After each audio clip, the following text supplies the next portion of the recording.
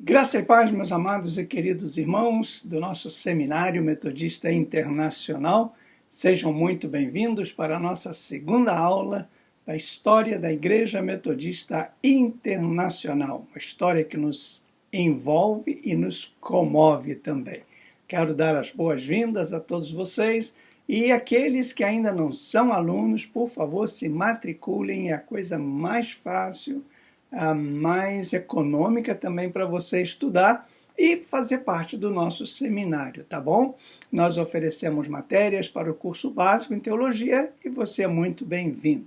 E se você está assistindo essa segunda aula e ainda não assistiu a primeira, recomendo que primeiro pare aqui, assista a primeira aula e depois venha assistir conosco, tá bom? Se você ainda não se inscreveu no nosso canal, por favor faça e coloque o seu like aí, para a gente alcançar mais pessoas também, tá bom? Vamos orar? Senhor, graças te damos pela história da nossa igreja, por aqueles, ó Deus, que desde o início têm estado conosco e por aqueles que estão chegando ao longo desses anos e por todos aqueles que ainda virão fazer parte desta igreja que se importa com cada um. Deus abençoa-nos nesse tempo de aula, que o Teu Espírito Santo nos ilumine, nos ajude e nos faça entender o Teu propósito para esta igreja e para o Teu povo na face da terra. Oramos-te em nome de Jesus. Amém. Gostaria de informar vocês que nessa aula eu estou pedindo os requisitos D e E, mas eu gostaria muito que vocês fizessem também os requisitos B e C. Até agora vocês só me mandaram o A, algumas pessoas, né? Eu falei do pastor Adilson, também a pastora Ruth, pastor Josias, pastora Ângela, enfim. Outros começaram a me enviar também e eu fiquei muito feliz e estou aguardando de todos os pastores, né? Lembrando que não basta assistir às aulas, você tem que fazer e enviar os requisitos para mim também, tá bom? Então, se você puder, gostaria muito que você fizesse, porque no final nós teremos que fazer todos os requisitos. Então, se você puder fazer, ainda que eu não tenha pedido o exercício B e C, por favor, faça também, tá bom? Se você não recebeu a apostila ainda, me fale, mas vá resolvendo e vai, porque me ajuda na aula também, entendeu? Isso vai me ajudar bastante. Então hoje eu não vou comentar os requisitos pedidos na primeira aula, para dar mais chance para vocês, talvez até amanhã, segunda-feira, porque a nossa aula é terça-feira, toda terça-feira, das 10 às 11 da noite, das 22 às 23 horas, horário do Brasil, tá bom?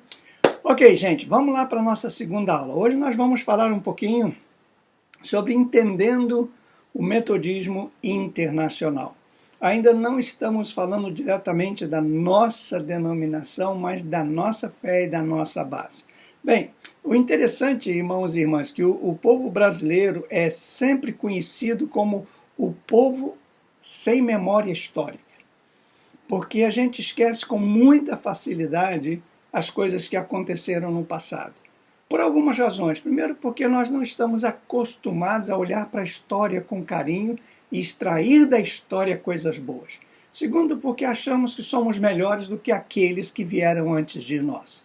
E terceiro, porque a história dá uma direção. E hoje vivemos uma época em que as pessoas são muito insubordinadas. Ou seja, cada um quer fazer a sua própria história. É interessante que deixar legado não significa eu inventar algo. Deixar um legado é deixar a visão, deixar a experiência e principalmente deixar o exemplo. Então é muito triste, né? O povo ele esquece com facilidade. E é interessante que eu li o seguinte, né?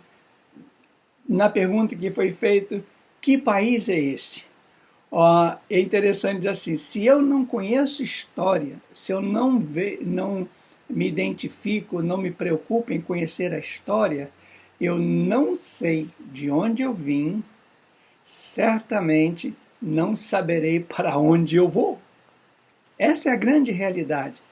Eu até coloquei na apostila, e nós começamos na página 30, me perdoe, mas diz assim, olha, se não sei de onde vim, não sei onde estou e nem para onde vou. E se isso tem acontecido na igreja, a pergunta é, que igreja é essa? Por que você frequenta tal igreja ou tal denominação? Você sabe por como essa igreja começou a existir? Você sabe o que está acontecendo hoje? Você sabe qual o propósito? Olha só, é muito interessante e eu quero começar deixando bem clara essa frase que está diante de vocês. Se não sei de onde eu vim, eu não sei onde estou e nem sei para onde eu vou. É por isso que muita gente entra numa igreja e logo alguns meses ele sai.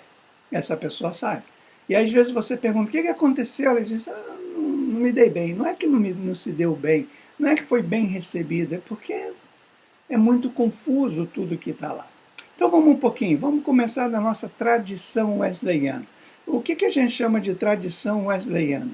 A tradição wesleyana é receber ou dar continuidade aos princípios que, através de um homem chamado João Wesley, por isso vem wesleyana, surgiu um movimento de santidade evangelístico que alcançou o mundo, levando milhares de pessoas para Cristo, não somente numa evangelização pessoal, mas também numa ação social comprometida com amor a Deus e amor às pessoas. Nós temos essa rica herança que vem desde 1738, quando a gente já falou sobre a experiência do coração aquecido de João Wesley, né? Mas eu quero citar uma palavra de um grande líder que diz o seguinte: quanto mais longe você olhar atrás, mais adiante você será capaz de ver. Isso foi dito por Winston Churchill. Quanto mais longe você olhar atrás, mais adiante você será capaz de ver.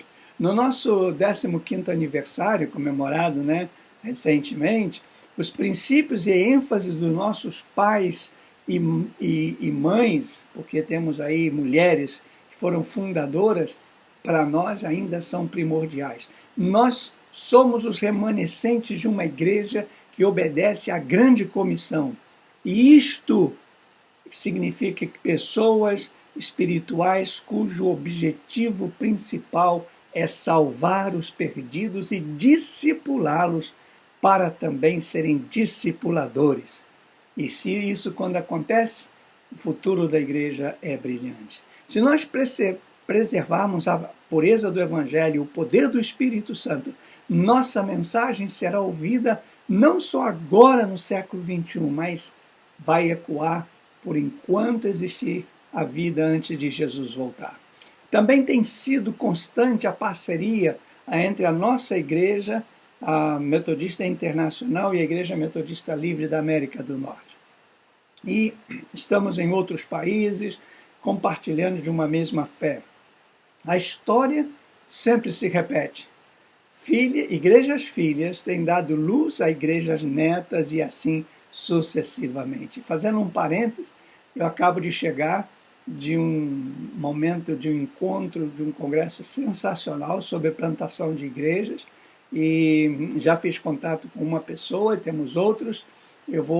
Tomei a decisão de trabalhar individualmente com cada pessoa que deseja ser um plantador de igreja. Porque a plantação de igreja, como vimos na aula passada, e eu recomendo que você assista a aula passada, a matéria passada, sobre o perfil do plantador.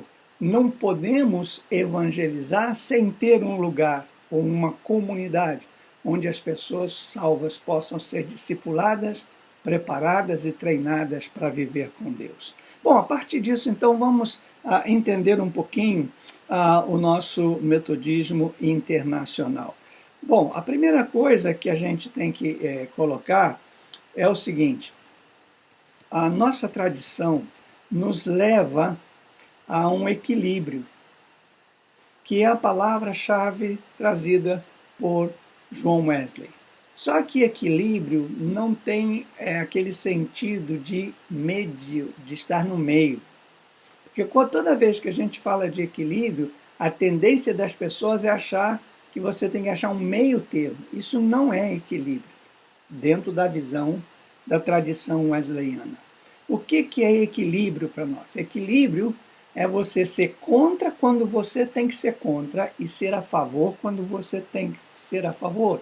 É você ter posições definidas e inegociáveis e ter posições que você pode negociar e pode abrir mão dela. Isso é equilíbrio. Não é uma ausência de postura, mas é saber que nas coisas fundamentais nós não abrimos mão. Nas coisas não essenciais, nós não vamos brigar por elas. E muita gente não entende isso dentro da nossa história. Acha que nós somos uma igreja livre, no sentido pejorativo, uma igreja que vale tudo. Não, nós não abrimos mão de certas coisas, que são fundamentos, são doutrinas, são princípios, mas abrimos mão de outras coisas que são boas, na verdade, mas apenas um ideal de alguém que gosta delas. Vou dar um exemplo. Para nós, os costumes, tipo de roupa, corte de cabelo, isso é secundário. E cada um tem uma maneira de se vestir, de se ver, mas santidade, no sentido de intimidade com Deus e separação do pecado, isso a gente não abre mão. Se o seu culto é barulhento ou quieto, se você usa instrumental ou não, isso é relativo. Tem igrejas que gostam de um culto mais cerimonioso, tem outros que gostam de um culto mais alegre, mais vibrante, uns com fumaça, outros sem fumaça. Para nós isso é irrelevante, mas não abrimos mão de uma celebração verdadeira e genuína, onde os verdadeiros adoradores adoram o Pai em espírito e em verdade. Então, isso é equilíbrio. Você manter firme propostas e princípios bíblicos e não tão coisas criadas pelo ser humano, que são boas, obviamente, que ajudam até no seu relacionamento, mas não são princípios que nós colocamos. A base fundamental nossa é essa: amar a Deus sobre todas as coisas e ao próximo como a nós mesmos. E a gente já aprendeu que o amor exige perdão, reconciliação e aceitação. A doutrina da inteira santificação é um dos nossos grandes trunfos como igreja. Isso nós não abrimos mão, ainda que algumas outras igrejas metodistas tenham aberto mão disso, tenham entendido um pouco diferente, porém nós ainda mantemos a mesma tradição da inteira santificação, conforme nos foi ensinado através da palavra do Senhor. Bom, é interessante que eu quero citar uma expressão de Wesley que diz o seguinte: nós não podemos entender as verdades essenciais das Escrituras sem uma vida de santidade. Embora ela possa produzir fé, ela diminui o salto. Ou seja, a Bíblia, você lendo, produz fé, mas a falta da santidade impede você de se lançar diretamente na palavra de Deus, né? E ele então ele chega a dizer: aquilo que as Escrituras prometem, eu desfruto. Então por isso uma das frases básicas do metodismo é: a Bíblia é a minha única regra de fé e prática, né? Então isso é um dos princípios que a gente tem da vida e do princípio de Wesley. A teologia de Wesley enfatiza que cada vez mais as boas obras são como fruto indispensável e inevitável da fé salvífica. As obras não salvam, de forma alguma. O que eu faço não me leva ao céu. Mas Jesus, a minha fé nele, aceitando como meu Senhor e Salvador, me garantem a salvação. E uma vez que eu tenho esta certeza, eu vou produzir obras dignas da minha fé em Cristo. Se eu digo que tenho Jesus, que tenho uma vida transformada, e eu não faço boas obras, eu não ajudo o pobre, eu não ajudo o necessitado, eu não socorro as pessoas, eu não evangelizo, eu não discipulo, se eu não faço obras, concordamos com Tiago, a fé sem obras é morta. Né? Agora, sobre o metodismo, de um modo geral, esse nome, né, como eu falei da outra vez, é um nome que foi dado no início apenas por uma zombaria, por uma brincadeira, mas que se tornou uma realidade por causa da ênfase na vida de santidade e de intimidade com Deus. Mais tarde, né, quando as sociedades que Wesley criou, porque ele não criou igreja, ele era pastor anglicano, e à medida que as pessoas iam aderindo ao clube de santidade, ele foi criando sociedades que mais tarde vieram a se chamar igreja, mas eram grupos de pessoas que tinham algo em comum, por exemplo, sociedade de homens, sociedade de mulheres, sociedade de jovens, sociedade de adolescentes, etc. Ele ia formando essas sociedades, e essas sociedades se reuniam em pequenos grupos de até 12 pessoas, e esses pequenos grupos, eles eram grupos de oração, de estudo bíblico, e à medida que esses grupos iam se multiplicando, as sociedades iam crescendo, e aí ele criou o circuito, que é a palavra que ele usa, que eram várias sociedades numa mesma área, dirigida por um líder que ele designava, e esse circuito, vários circuitos foram se formando, o que ele chamou de concílio, e assim a igreja cresceu, e o metodismo chegou até os nossos dias. Né? A ênfase da igreja metodista na sua estrutura sempre foi o episcopalismo. O que é isso? Uma igreja que ela é orientada e dirigida por um bispo. Só que a função do bispo não é uma função administrativa, é uma função espiritual. Dentro desse sistema episcopal, o bispo seria hoje mais ou menos como o pastor dos pastores e das pastoras. Ele é o responsável por manter a doutrina, por manter a visão, por manter a missão da igreja e capacitar e preparar pessoas. É ele quem recebe, é ele quem envia, é ele quem trabalha diretamente com as pessoas. Todos os pastores e pastoras estão ligadas ao bispo. E o bispo tinha, né, no nosso caso é um pouco diferente, e eu acho que nisso nós estamos um pouco falhos, porque poderia e deveria ser igual, mas o bispo é aquela pessoa que tem a visão de Deus para enviar pessoas, dirigir vidas das pessoas, determinar o que Deus quer para a igreja de um modo geral, e cada pastor adapta essa visão, essa orientação à sua realidade, não é uma imposição. O bispo não é a pessoa que impõe sua vontade, ou ele apenas dá a visão geral e cada um pega esta visão, esse princípio, e coloca ao nível de compreensão e de praticidade da sua igreja local. Não existe uma independência e nenhuma ditadura, existe uma interdependência. Esse é o sistema que a gente tem.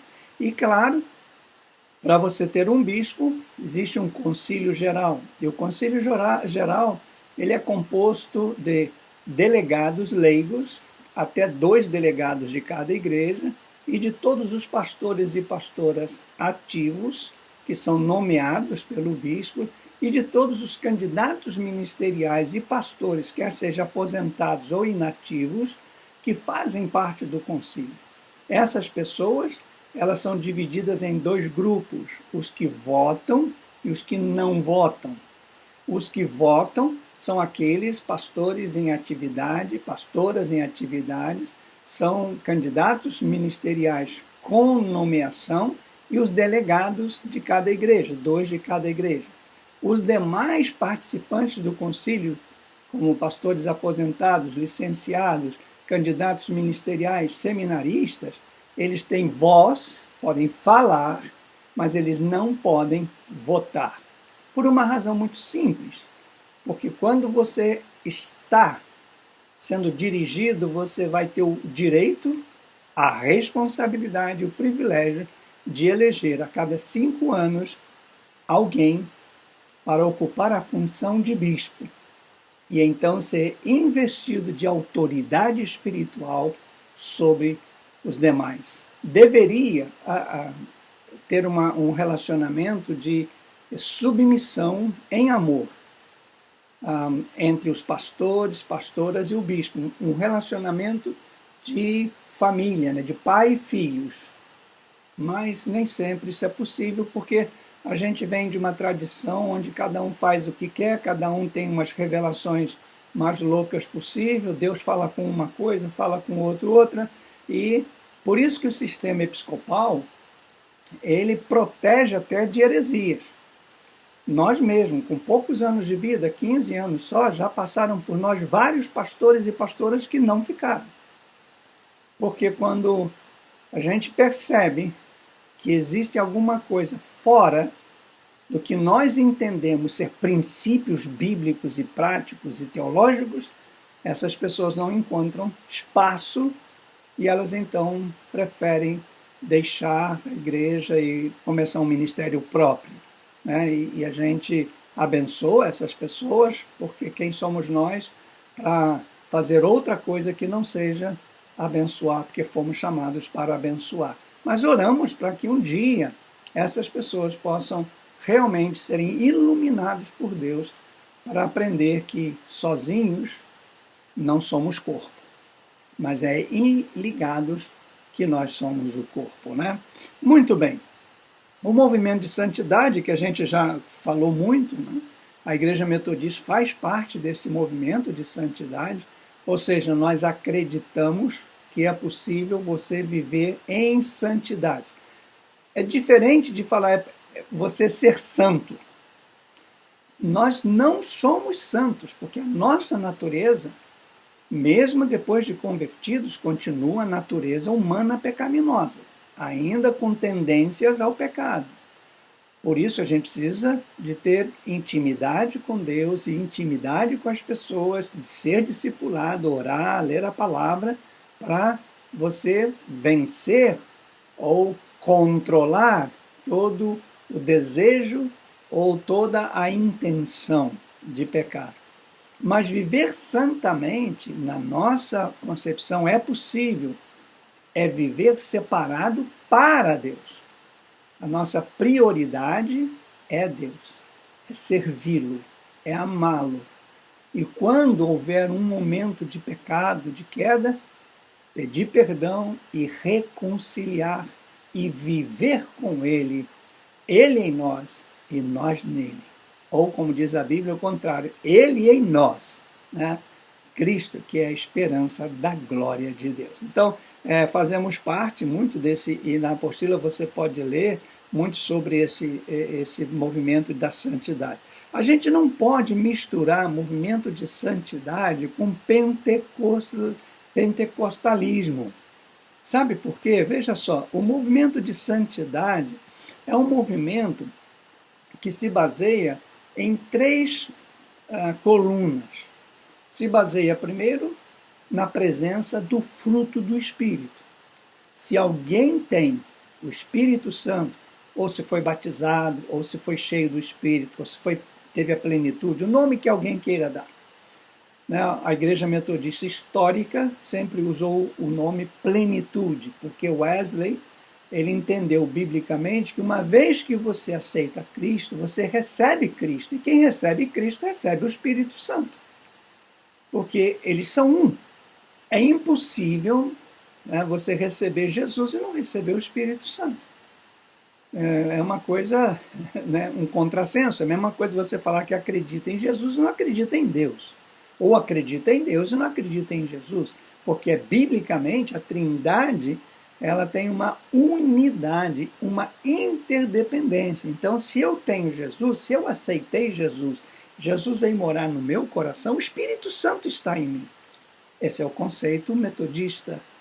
Então, por isso que a gente não usava no passado a palavra batismo com o Espírito Santo, mas falava plenitude. Eu tenho, eu recebo, mas dia após dia, através da palavra, através da oração, através da separação do pecado e do mundo, aquele processo que a gente estudou, né? Quando eu chegasse, então, naquele momento da separação, era cheio do Espírito. Aí pleno tudo, o Espírito seria pleno. Mas depois vieram os nomes mais comuns, chamado batismo com o Espírito Santo, e nós não fazemos questão de nome. O nome que você quiser achar, batismo com o Espírito Santo, plenitude, enchimento. O fato é que o que prova que você é uma pessoa cheia do Espírito é o fruto do Espírito, que está em Gálatas, que a gente conhece as 9 partes do fruto, também não é independente. Amor, gozo, paz, longanimidade, benignidade, bondade, fé, mansidão, temperança. E Paulo conclui, contra essas coisas não há lei. Então, o movimento da santidade, ele foca no fruto. Esse é um pilar. O segundo pilar é intimidade com Deus, é conhecer a Deus. Isso através de uma vida de devoção, oração diária, confissão de pecados, arrependimentos, adoração, louvor, jejum. Isso é conhecer a Deus. E o terceiro é testemunho, dar bom testemunho, quer seja de palavras, de atitudes e de comportamentos. Então, para nós, a doutrina da santidade significa uma pessoa que vive em santidade, uma pessoa que tem a evidência do fruto do Espírito, é uma pessoa que tem intimidade com Deus e uma pessoa que dá bom testemunho. Então esse é o movimento de santidade, que não tem nada a ver com pentecostalismo. Vamos falar um pouquinho sobre o pentecostalismo. O pentecostalismo ele surgiu através no século XIX, através de um grande movimento nos Estados Unidos, chamado na rua Azusa, na Califórnia, por volta dos anos 1900, 1906, 1909, né? E esse movimento ele veio para, segundo a proposta, havia uma frieza espiritual. Então esse movimento veio para dar vida, para dar emoção, na verdade. Que a igreja era histórica, fria, indiferente, e veio esse movimento, que foi chamado avivamento, ou reavivamento. E foi quando as pessoas começaram a evidenciar os dons do Espírito. A igreja histórica sempre acreditou nos dons, mas não da forma sobrenatural, como começou a acontecer com o movimento da Rua Azusa, chamada pentecostalismo. Isso foi dado também um nome porque as pessoas que iam para essas reuniões e começavam a ter experiências com Deus, o Espírito Santo era derramado e começavam a falar em línguas, como no dia de Pentecostes. Por isso que todo o pentecostalismo tem como sinal de evidência de que a pessoa tem o Espírito Santo o falar em línguas estranhas. Nós não acreditamos nisso. Que a evidência da pessoa batizada com o Espírito Santo é falar em línguas. Para nós, a evidência é ter o fruto, é evidenciar o fruto. Para nós, os dons servem para a edificação da igreja. E não só dons. É claro que os dons vêm do Espírito, como está na Bíblia. O Espírito dá como quer. A um ele dá o dom de ciência, sabedoria, de curar, enfim. Isso é uma ação do Espírito que ele dá a cada um. E a Bíblia diz que nós podemos buscar o dom também que a gente deseja para servir ao Senhor, para edificar a igreja. Então é uma função. Por isso uma pessoa que tenha dom não significa que ela tenha intimidade com Deus. E você fala, mas então é uma incoerência, como é que Deus vai dar alguma coisa para alguém que não é íntimo dele? Não é isso que o que a gente entende é que quando você se converte, você já é chamado para uma missão. E Deus já te capacita. Só que quando você tem uma experiência sobrenatural, aquilo brota, aquilo aviva dentro de você e você começa a usar. Só que se você se desvia do propósito, tem um versículo na Bíblia, e é claro, a gente não pode se basear num único versículo, mas esse versículo é muito claro quando diz que os dons de Deus são irrevogáveis. Ou seja, uma vez que Deus deu, ele não vai retirar. Esta é a razão pela qual Jesus falou, não se fiem, não confiem nos dons. Porque muitos naquele dia vão me dizer que Senhor, Senhor, em teu nome, e aí ele menciona a evidência desses dons. E a resposta dele foi, eu não conheço vocês. Uma outra coisa também dentro do pentecostalismo, que não fazemos parte, é que a salvação é condicionada a uma experiência sobrenatural do Espírito.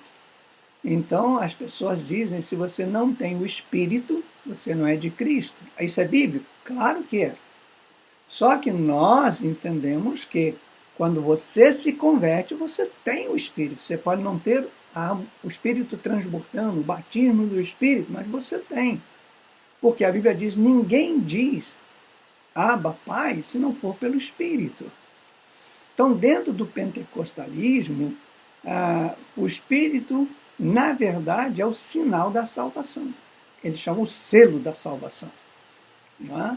E isso, então, faz parte. Outra coisa do pentecostalismo, que para nós a gente não compartilha da questão do pentecostalismo, é com referência à doutrina da salvação. Dentro do pentecostalismo, a salvação está condicionada ao que eu faço e ao meu estado na hora. Se eu, naquele momento que Jesus vier ou eu morrer, e alguma coisa eu tiver cometido, ou estiver fora da igreja, enfim, eu estou perdido. Então, essa ausência de certeza da salvação é uma coisa que fere a nossa doutrina, de que Deus nos salva em Cristo, não por méritos. E uma outra coisa também que eu posso mencionar, que no pentecostalismo você convida o Espírito Santo. Você convida Jesus para as reuniões. Você, e isso, gente, é uma coisa, é um contrassenso, porque se Jesus disse, eu estou com vocês, ele disse, ide por todo o mundo e eu estou convosco todos os dias. Jesus disse, onde estiver 2 ou 3, eu estou. O Espírito Santo habita em nós. Como que eu vou convidar pessoas, esses que já estão? Há uma dificuldade de entender emoção com realidade. Posso eu não estar sentindo, isso é verdade. Pode Deus estar aqui agora, nessa aula, falando comigo e com você, e você não está sentindo nada. E você ora, Senhor, fala comigo, vem aqui, toca no meu coração. E de repente você começa a sentir. Não significa que ele não estava, mas é que nossa predisposição não estava disponível. E para nós, os metodistas, nós temos o quadrilátero wesleyano, que a gente já falou sobre ele, que eles atuam, que é a fé, as Sagradas Escrituras, a razão e a experiência. Então, isso nos leva a ter uma vida diferente. Bom, eu quero concluir essa parte falando o seguinte, conforme a gente viu essas inúmeras situações, nós precisamos resgatar nossa herança metodista, e que eu vou chamar de internacional. Esse resgate histórico tem que vir. A Igreja Metodista é internacional, portanto, ela não é uma igreja tradicional que está sendo influenciada pelos pentecostais. A nossa igreja é uma igreja viva, rendida ao movimento de santidade que segue a linhagem dos chamados tradicionais ou igrejas históricas, né? que agora tem voltado à sua origem de poder, liberdade no Espírito Santo, cultos alegres, avivados, uso de dons espirituais, mas com ordem, disciplina, santidade e participação ativa da congregação nos cultos, nos testemunhos e nas direções. Nós já estamos despertados do sono para vivermos o mover do Espírito Santo. Também voltamos os nossos objetivos ao original, que é espalhar a santidade bíblica no poder do Espírito Santo sobre a terra. De maneira nenhuma nós vamos cair no sono, abandonando nossa estrutura organizacional, nossas ênfases doutrinárias e nosso equilíbrio consciente e racional, conforme a gente encontra em Romanos 12, 1 Pedro 2. O nosso livro de disciplina, nós mantemos nele e revisamos a cada 5 anos nossos objetivos, nossa estrutura, nossa maneira de ser e principalmente a nossa doutrina. Não sejamos, meus amados e queridos irmãos, esse é o objetivo desta aula, tentados a imitar, sejam os pentecostais ou quem quer que seja, né? Pois nós temos uma herança, temos uma história, temos uma identidade e temos uma prática que tem nos feito muito felizes e disponíveis para fazer a obra do Senhor. Quem é a Igreja Metodista Internacional? Nota que eu não uso o que é, porque não somos uma coisa. Nós não somos uma organização. Nós somos um organismo vivo. Quem nós somos? Se você for olhar na sua apostila, a partir da página de número 37, 38, você vai ver aí, eu fiz um resumo de identidade. A identidade, nós temos 3 tipos de identidade, né? A primeira identidade, que eu vou chamar aqui para você, está na página de número 37. É a identidade de igrejas chamadas históricas ou tradicionais, como as igrejas presbiteriana, batista, metodista, Zé Salvação, menonita, etc, etc. São igrejas que têm uma história, elas não nasceram agora. E através delas e por elas, outras igrejas, outras denominações surgiram. As igrejas históricas, elas têm mais um fundamento bíblico de letra, por isso a história, né? Não havia tanta liberdade de interpretação, mas era o que a Bíblia falava e se seguia, como a gente diz teologicamente, fundamentalismo. É o que está, e ponto, a gente vai aceitar. Por isso que as igrejas históricas, elas eram muito racionais, e algumas delas ainda são. Hoje nem tanto, porque hoje já essa vitalidade do Espírito Santo hoje já está em todas as igrejas históricas. Depois nós temos as igrejas chamadas carismáticas históricas, que são as igrejas batistas, metodistas, presbiterianas, que passaram por uma renovação espiritual, né? Então essas igrejas, elas continuam com a sua doutrina, seus princípios históricos, mas vivenciando uma prática mais de experiência, mais pragmática de experiência. Temos as chamadas igrejas pentecostais, que é um grande rumo de igreja, que começou, a primeira igreja chamada pentecostal foram as Assembleias de Deus, Evangelho Quadrangular, e por aí, né, surgiram as igrejas pentecostais. Depois vieram as igrejas neopentecostais ou renovadas, que eram igrejas que saíram das igrejas históricas e que se tornaram pentecostais, mas não como as Assembleias de Deus, não como os princípios doutrinários das Assembleias de Deus, nem da Igreja Quadrangular, mas acreditavam no batismo com o Espírito Santo, dom de línguas como evidência do batismo e etc., coisas parecidas, um culto mais ou menos similar, mas não tinham raízes pentecostais, e sim raízes históricas. Depois surgiram as igrejas independentes. As igrejas independentes elas começaram a pipocar quando uma pessoa estava numa igreja e se sentia chamado para ser líder, pastor ou missionário, e aquela igreja não reconhecia, essa pessoa saía com um grupo dessa mesma igreja e fundava uma igreja independente, sem nome, começaram a usar os termos comunidades, em vez de nome de igreja, uma comunidade, e isso foi crescendo, e hoje nós temos uma infinidade de igrejas independentes, né?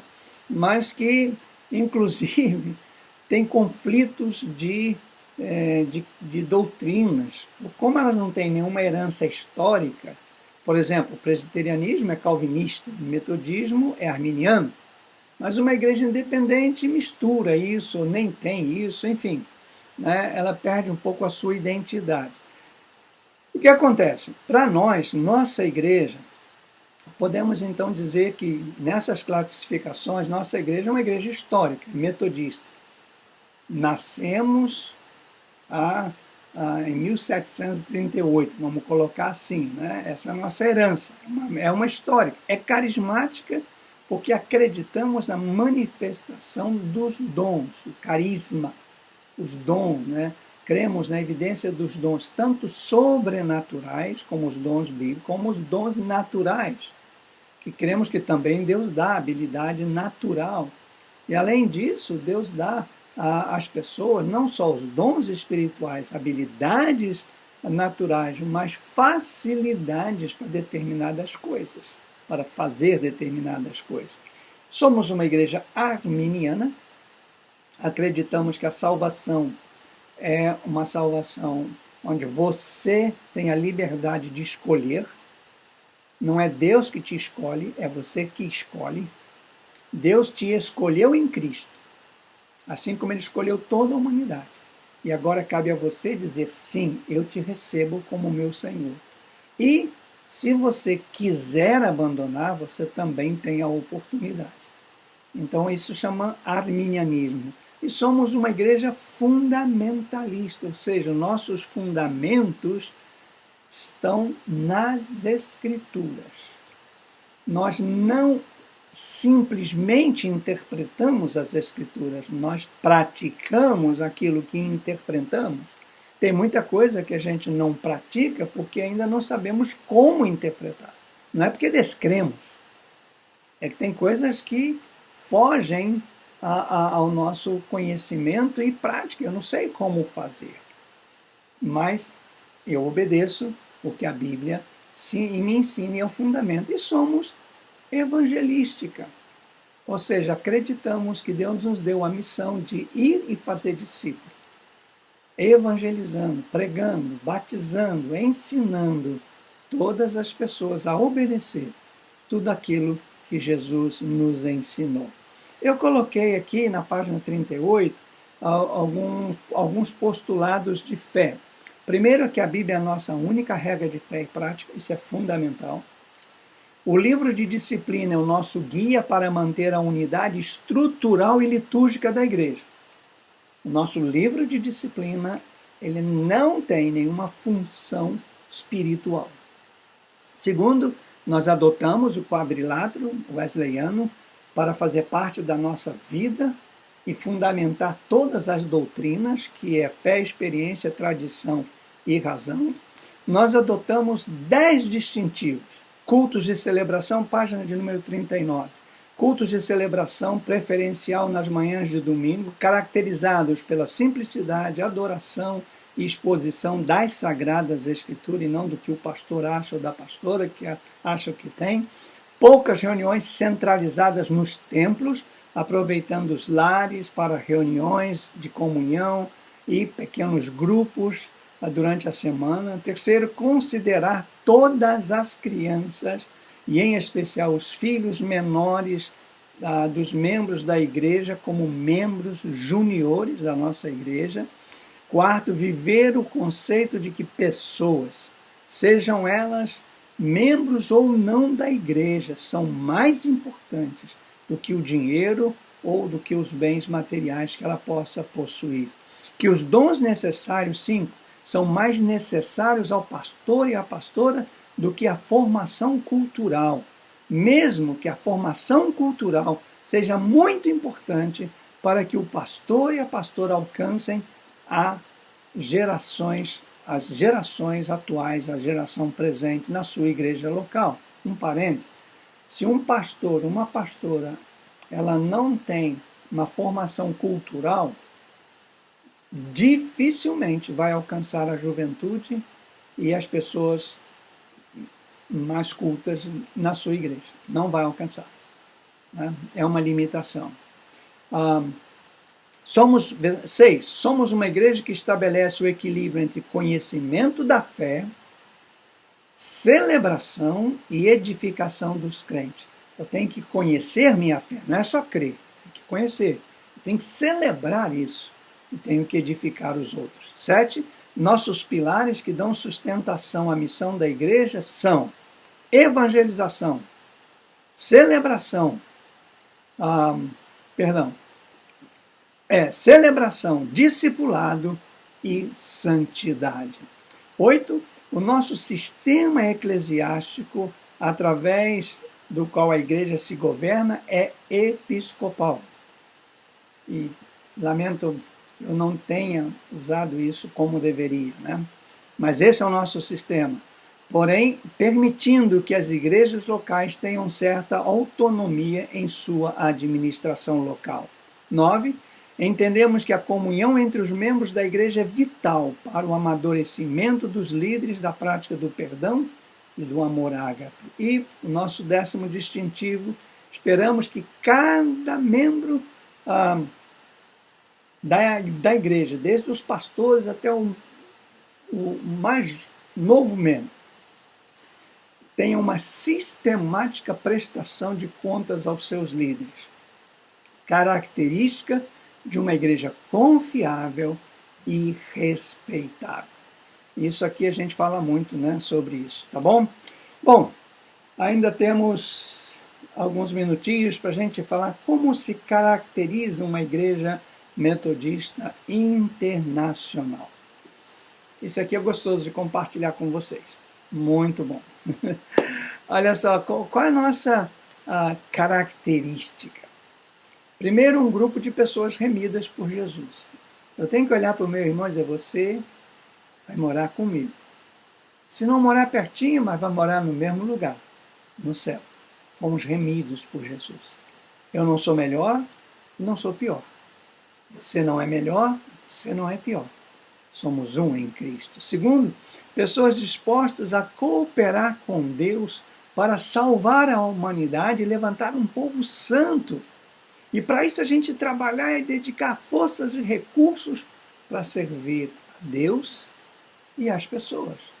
Esse é o entendimento que a gente tem. Quando eu estou servindo as pessoas, eu estou servindo ao próprio Deus. Palavras de Jesus, né? Terceiro, abertos de mente e de coração para reconhecer que de tempos em tempos há necessidade de estruturas eclesiásticas serem renovadas.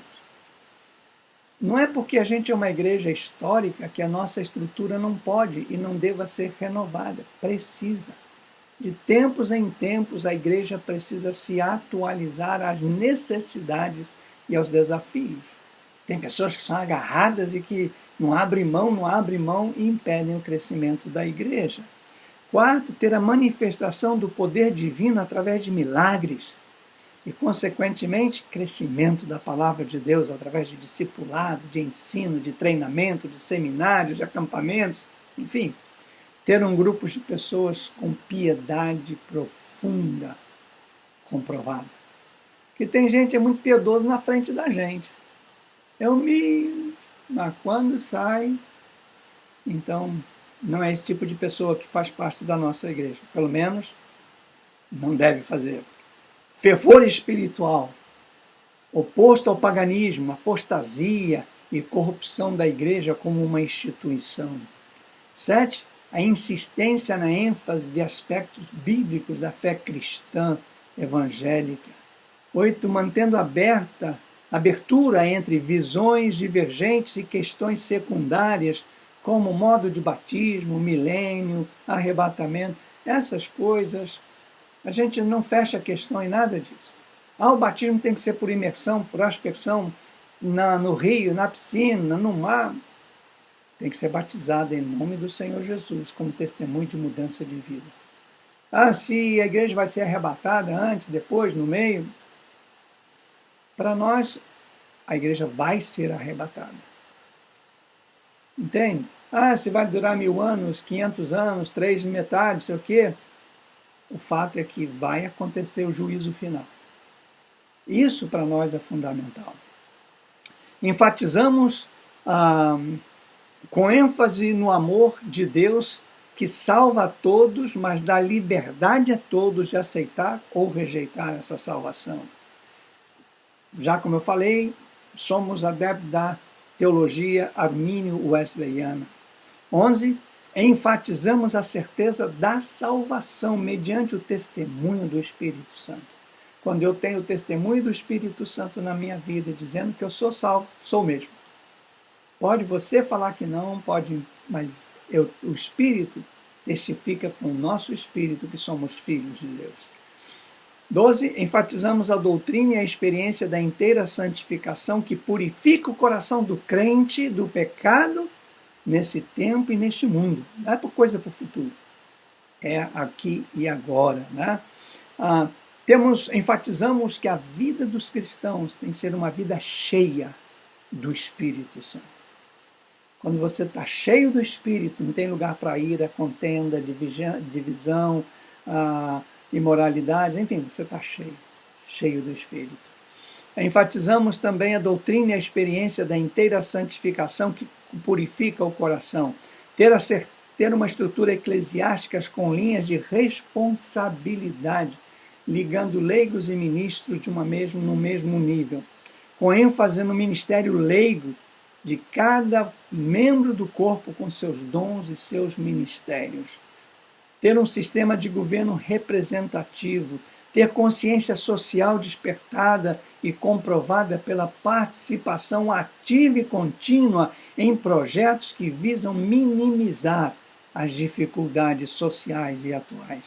Ter coragem de censurar tudo que na sociedade ou na lei pessoas e instituições violem a dignidade das pessoas criadas à imagem e semelhança de Deus. Somos protestantes no sentido de protestar contra tudo aquilo que viole a imagem de Deus no ser humano. 19. Adoração através de um culto simples, sem liturgia extremamente elaborada, com o livre agir do Espírito Santo através dos dons espirituais, com a participação de todos os membros, sejam ministros ou leigos, nos nossos cultos. A insistência na abstenção de meios comerciais para a sustentação da obra eclesiástica. Evitar qualquer comércio para manter a obra. Quem mantém a obra é o Senhor, e através dos dízimos e das ofertas. Um pleno engajamento na pregação do Evangelho, especialmente aos pobres, presos, enfermos e marginalizados da sociedade. 22. Insistência no modo de conduta pessoal, individual e coletiva nos cultos e reuniões, seguindo determinações bíblicas de moderação, sinceridade, fervor, ordem e decência.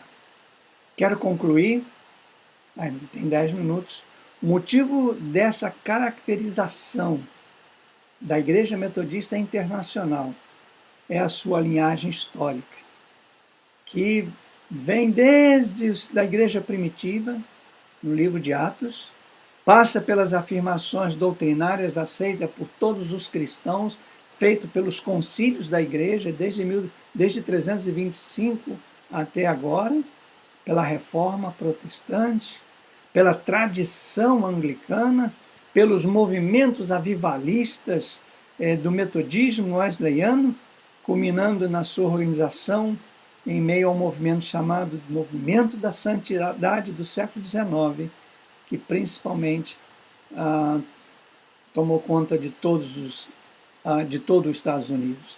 Essas características estão, e eu coloquei aí uma infinidade de textos que vocês podem ter aí, né? Podem ver, e eu coloquei, concluindo, tomando a nossa posição, para ser produtivo dentro de qualquer grupo que existe, é necessário vestir a camisa. Se você está em qualquer lugar, você tem que vestir a camisa. Vestir a camisa significa comprometer-se. Estar comprometido com as visões, com a visão, com a missão, com os valores, com a identidade da igreja, né? E o que a gente chama a identidade? A identidade é quando a gente sabe de onde a gente veio, o que a gente tem que fazer, para onde a gente vai. Então isso é fundamental. É isso que a gente tem. E vocês sabem que a nossa igreja hoje não tem um número assim absoluto, mas as últimas estatísticas falam que nós já passamos de acho que 3 milhões ou 4 milhões de membros metodistas espalhados no mundo. Estamos em mais de 65 países, a nossa identidade eclesiástica é episcopal, concílios, pessoas que elegem e se submetem a seus líderes voluntariamente, ter um livro de disciplina que faz com que nós todos tenhamos uma unidade, né? E não... Quando a gente fala de unidade, a gente não está falando que todo mundo é igual. Não, unidade não tem nada a ver com igualdade. Temos nossas diferenças e é isso que nos faz uma igreja alegre, uma igreja feliz. Temos a nossa identidade espiritual, Cristo em nós, o Espírito Santo agindo na igreja, é o Senhor da igreja, e temos uma identidade doutrinária. Nossos princípios, na verdade, estão fundamentados na Bíblia, não na nossa maneira de ver. Se há uma coisa que me encanta na igreja metodista, é que nós não somos chamados a interpretar a Bíblia. Nós somos chamados a obedecer e ensinar a palavra de Deus. Eu lamento profundamente que ainda hoje tenho ouvido pessoas pregando a palavra, mas, na verdade, usando a palavra para falar o que elas querem. É como se você tem já uma ideia e vai na Bíblia só para buscar textos isolados para defender a sua ideia e falar que aquilo é Bíblia. Essa não é a posição metodista. A posição metodista é ensinar a Bíblia. Mesmo que a Bíblia seja contra a minha opinião, a Bíblia tem que prevalecer, né? Ok, muito bem, falamos sobre isso, né? E então nós temos 2 requisitos para vocês, o requisito D e o requisito E. Esse é muito simples. Eu quero que você descreva para mim quem é a Igreja Metodista Internacional para você. Isso aí sim. E eu vou voltar lá agora, né? Deixa eu voltar aqui, para a gente voltar lá nos requisitos que eu quero deixar com vocês. Que esse eu faço questão de receber de vocês nessa semana, tá bom? Eu vou ler, eu vou projetar, mas eu vou ler também para vocês. Por que nos chamamos internacional? O que quer dizer tradição wesleyana? E comente. Esse é um comentário seu, isso é bem simples, né? Os wesleyanos querem ser libertos do pecado e não somente libertos do inferno. A inteira santificação é definida em termos de amor puro e desinteressado. Ok? Bom, se tiverem perguntas, me escrevam. Eu estou, nesse horário que eu estou lançando a aula hoje, terça-feira, estou com o meu telefonezinho na mão para responder perguntas, trocar ideia com vocês e qualquer coisa, me escrevam, tá bom? Eu estou disponível e disposto a estar com vocês. Muito obrigado. Seguimos a nossa terceira aula na semana que vem. E olha só que legal, sabe o que vai acontecer na semana que vem? Vamos falar diretamente sobre a nossa igreja, nosso postulado, nossa visão, nossa missão, nossa identidade e para onde estamos caminhando. Seja muito bem-vindo. Deus os abençoe, graça e paz. Amo muito você. Nos vemos semana que vem e não se esqueça de mandar os seus requisitos para nós, ok? Graça e paz. Amém.